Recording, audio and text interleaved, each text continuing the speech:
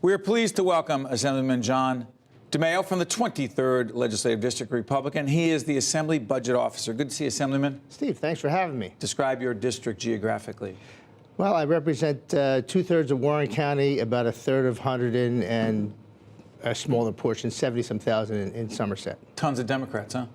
Well, there's enough. I have a lot of Democratic friends in some of my neighborhoods up there. Well, let's just say this. You've represented your folks well, but we're not having you because of the district you represent. You are the chief point person when it comes to fiscal issues on the Republican side.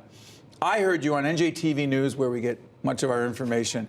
I heard you saying this budget that Governor Murphy has proposed is not good for the state of New Jersey, particularly because of the tax proposals, specifically around taxing millionaires. Make the case. Well, listen, first of all, $2.7 billion in spending is twice what the entire budget went up during the Christie administration. You mean an increase in the budget? An increase in budget in 1 year versus the 8 years of the previous governor. That's aggressive. $1.7 billion in tax increases is also aggressive. And listen, when we raise taxes on higher income earners, people like David Tepper leave. David Tepper, a billionaire who is, excuse me, a philanthropist who's given a lot to others, left.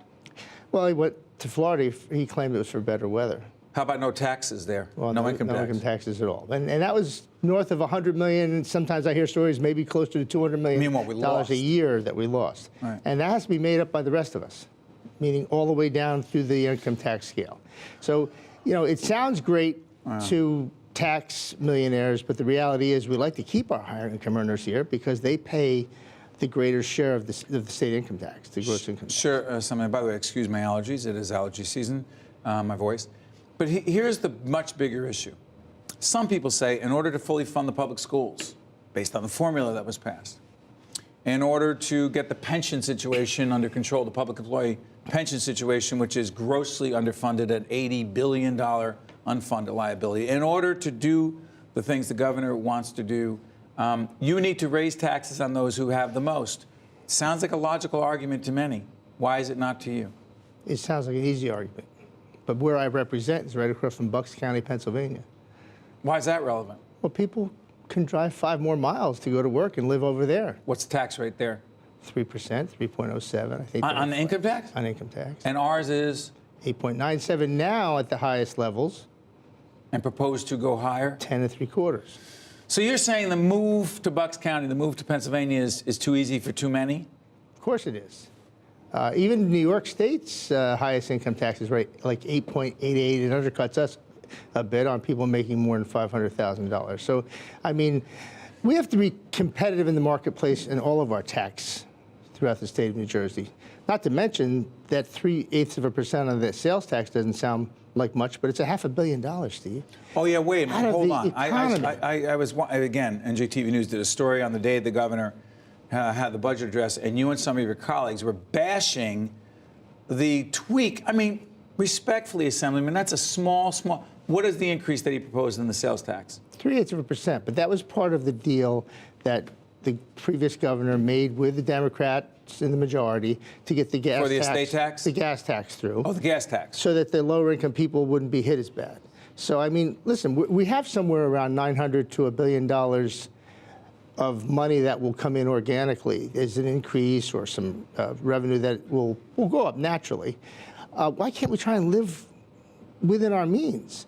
I mean, we're adding things to the budget like $50 billion more for college, free college right now. No, free community college. Free community college, I'm sorry, correct. $57 million for preschool. Now listen, that sounds great. Okay, so what about for all the kids who can't afford the quality pre-K that our kids had, that our family had, because we're blessed financially to be able to do that? You're not saying you're against that. Governor Murphy's saying let's do it. I'm just saying that money better spent within the formula aid for K through 12 schools that are underfunded now. What about an earlier start for those kids? Listen, it sounds great, but what happens down the road? Should we create new programs? This is part of the problem what's happened in government. We're like a mile wide in services and an inch deep on performance. We try to do everything for everybody. The reality is, Steve, we need to live within our means. I was taught you don't buy new stuff if you can't pay for what you got. My father's an old school Italian. Probably your father's a little like that, I imagine. Our families can relate. And the reality is we're not properly funding the school formula. We didn't properly apply the SFRA under the previous administration, which I had a great deal of discussion with. That acronym stands for? School funding. Yeah, so that meant, I guess it's 2008 under the Corzine administration. Correct. It was said that we needed to change the school funding formula, and certain communities, by the way, there are certain suburban communities, respectfully, Assemblyman, that are getting the shaft because the formula says this is what they should be getting. They're not getting anywhere near that. Well, there were some mistakes made by the previous administration. And listen. You mean the Christie administration? The Christie administration. Okay. Yes, and I told the Commissioner of Education 2 years ago, Hespy, that they were wrong not to run the formula and start to make adjustments as the plan indicated. Now we're in such a train wreck with the school funding formula. This is the #1 issue. You say deal with that before you deal with anything else? Correct. We should fund it to the best extent we can. And we're putting money in new places that it doesn't sound like a bad thing. It's a good thing. But the reality is we can't keep expanding programs because we haven't mentioned this lately. 30 seconds, go ahead. We've been in an improving economy over the last 6 years, let's say.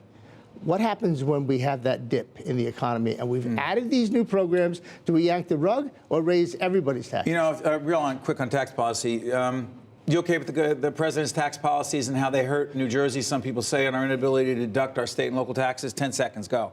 Don't know if they're really going to hurt us because we may see money off of our income tax to cover that. We'll have you back. Talk about that and more after the budget is struck in New Jersey on July 1st. A lot of work to do. Thank you. Assemblyman John DiMaio, Assembly Budget Officer from the 23rd District. Thank you. Super. Come back again.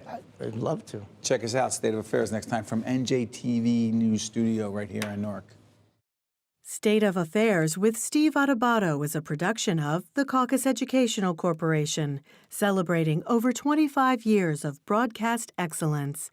State of Affairs with Steve Adubato is brought to you from the Agnes Veris NJTV studio at 2 Gateway. Funding has been provided by the New Jersey Education Association, Englewood Hospital and Medical Center, Horizon Blue Cross Blue Shield of New Jersey, New Jersey Sharing Network, the Turrell Fund, supporting Right from the Start NJ, Fedway Associates, Guarini Institute for Government and Leadership at St. Peter's University, and by these public-spirited organizations, individuals, and associations committed to informing New Jersey citizens about the important issues facing the Garden State.